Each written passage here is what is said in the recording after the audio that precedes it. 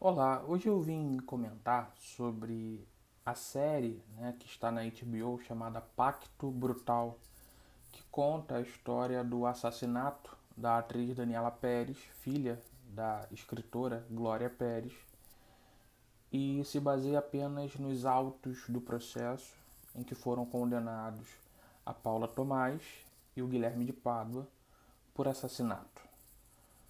Eu diria que é uma série bem forte, né? Em alguns momentos não é muito confortável de assistir pelo que é dito, pelo que é mostrado, mas é extremamente necessária para a nossa reflexão sobre esses nossos laços sociais.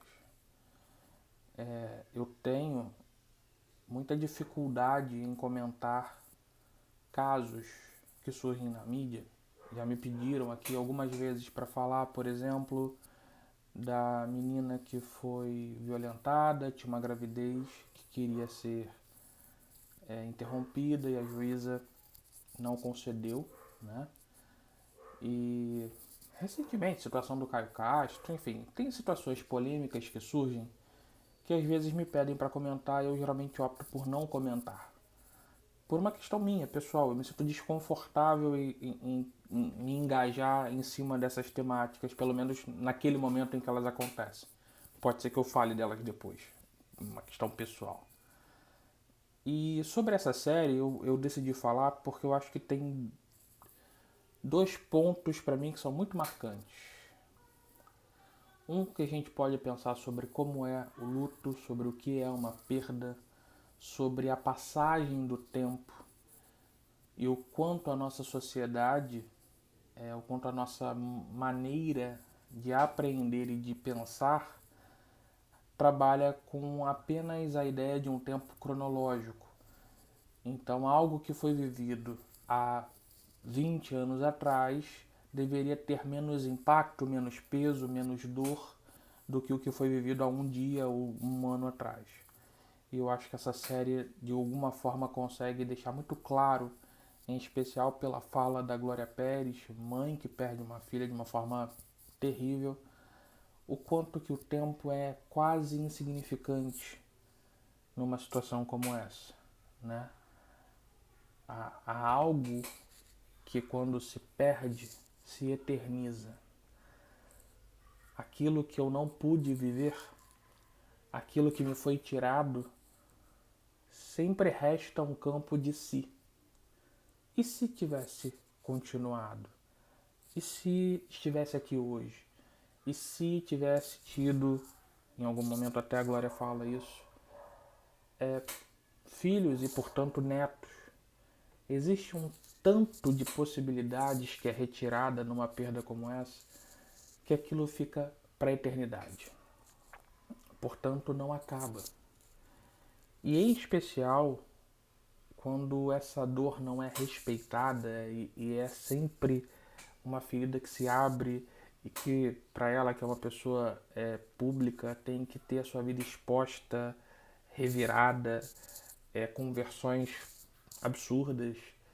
Ela está num estado de defesa contínuo da memória, da dignidade da sua filha, o que é muito bonito, mas muito triste também.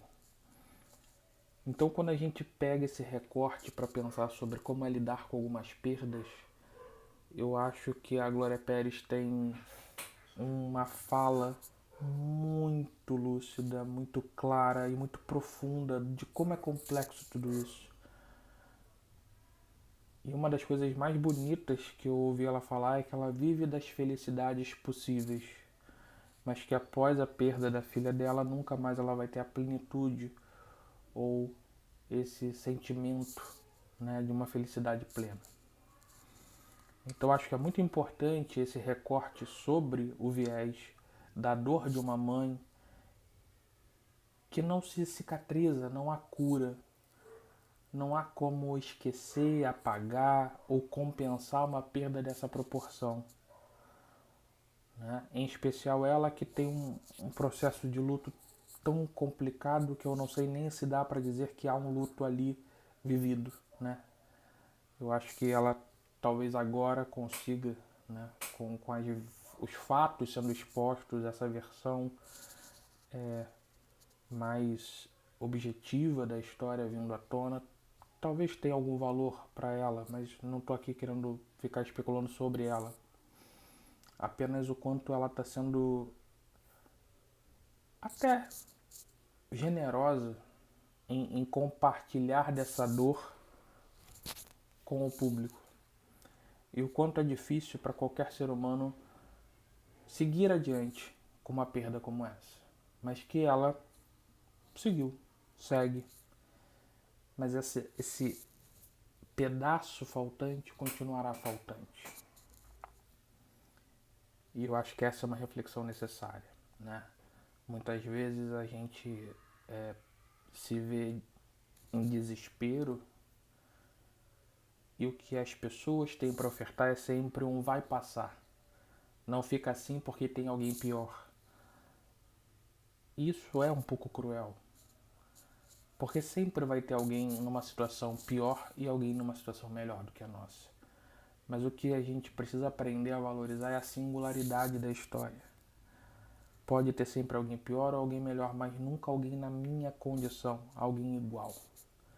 E é isso que precisa ser ouvido, respeitado e acolhido. E eu que não conhecia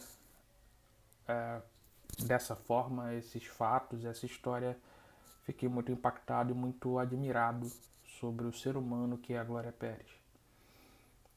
E o outro recorte que eu acho importante a gente frisar e que é difícil demais de falar são sobre os assassinos da Daniela Pérez, o Guilherme de Pádua e a Paula Tomás, que hoje mudou de nome e parece que se chama Paula Nogueira.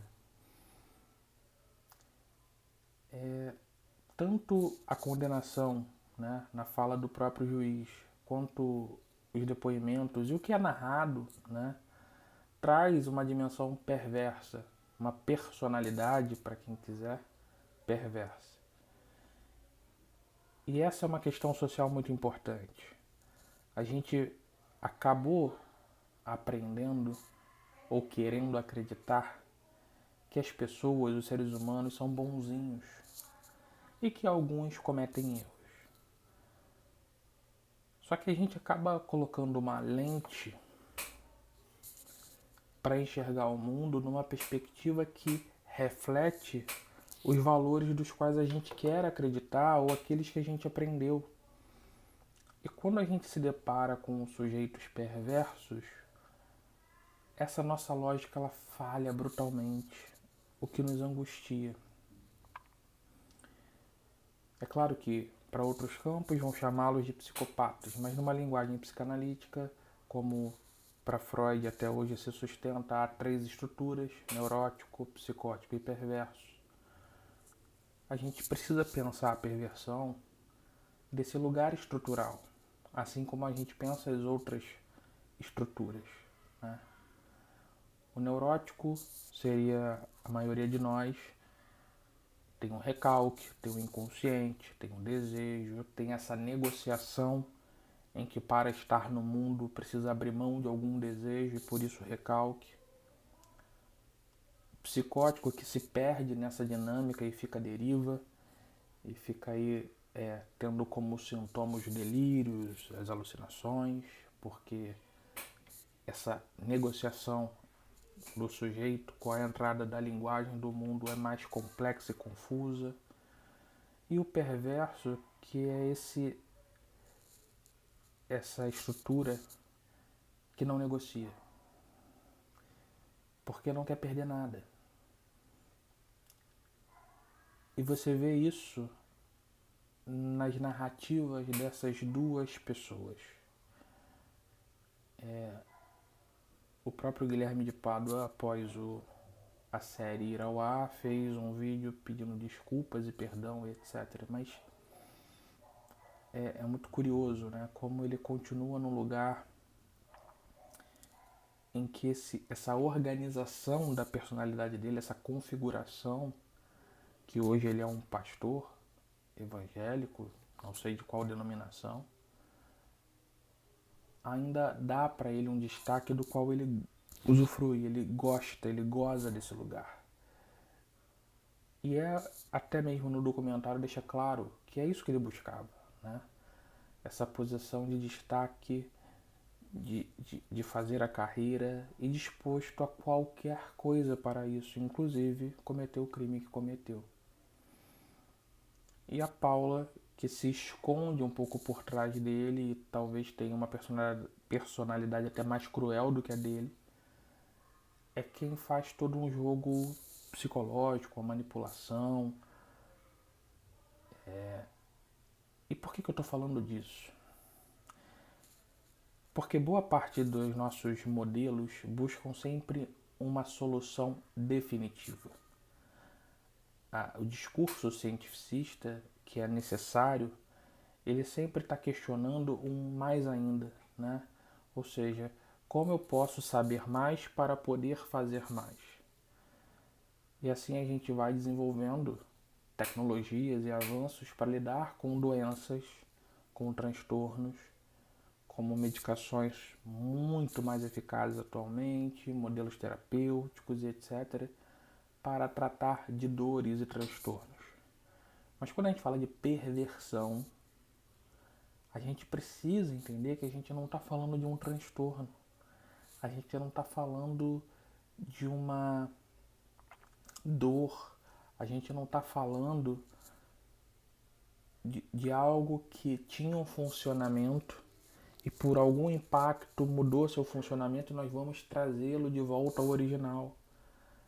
Não é como uma pessoa qualquer que tem uma ansiedade ou depressão ou até mesmo um ataque de fúria. A gente está falando de algo que é incurável. Por que é incurável? Porque ninguém pode curar uma pessoa de ser ela mesma. Existir não tem cura. E o perverso existe desta forma. Assim como um psicótico também não tem cura. Um psicótico existe daquela forma, mas há tratamento, há maneiras, né? E eu não estou nivelando o perverso ao psicótico, porque são situações completamente diferentes. Então, assim, um psicótico, seja esquizofrênico, seja paranoico, com medicação e tratamento, consegue se organizar e conduzir a sua vida de uma maneira muito satisfatória, sem oferecer nenhum tipo de risco aos demais.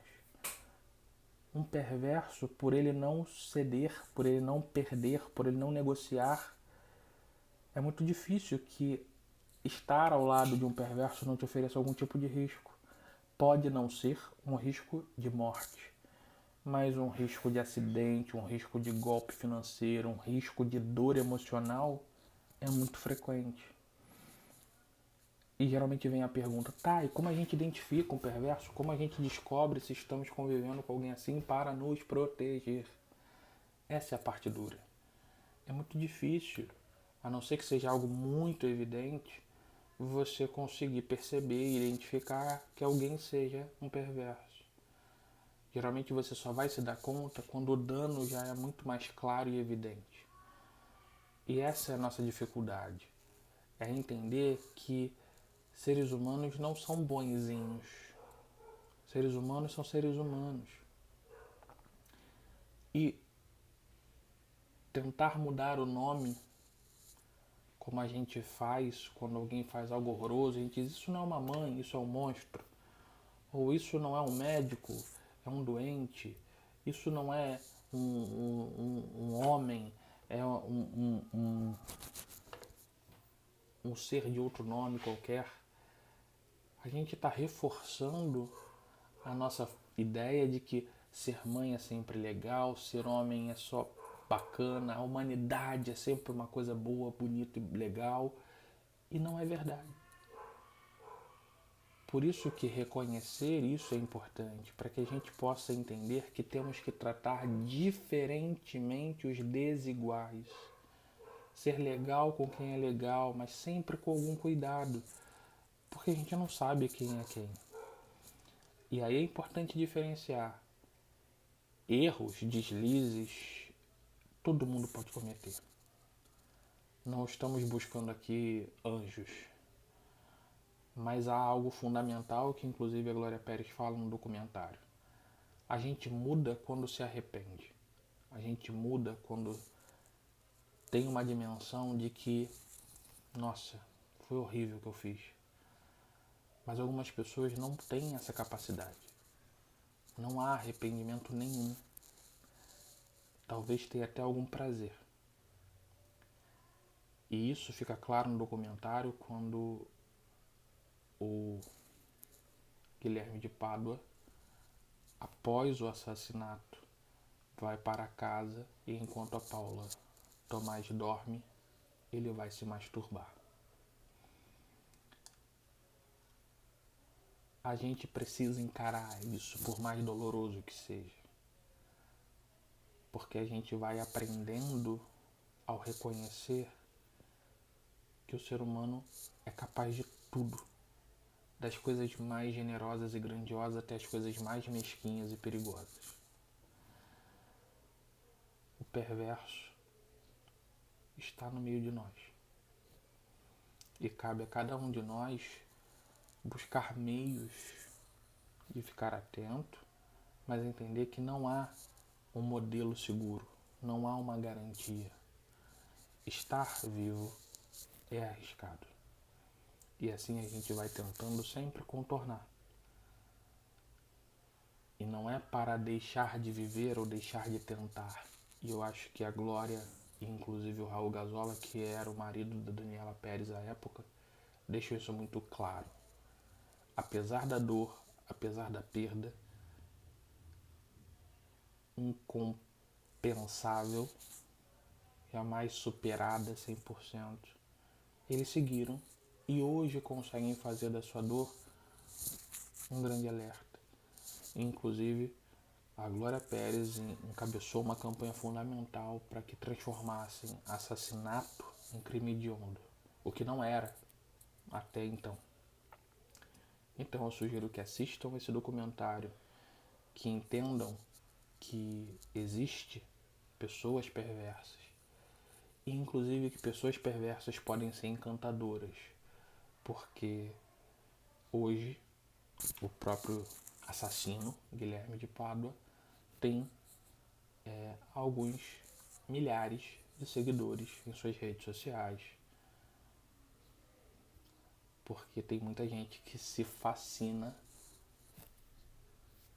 por alguém capaz de não ter culpa. Essa é uma reflexão necessária no meu ponto de vista e espero que vocês pensem um pouco sobre essa nossa perspectiva, né? Sobre essa expectativa de que o ser humano é sempre bom, legal e generoso.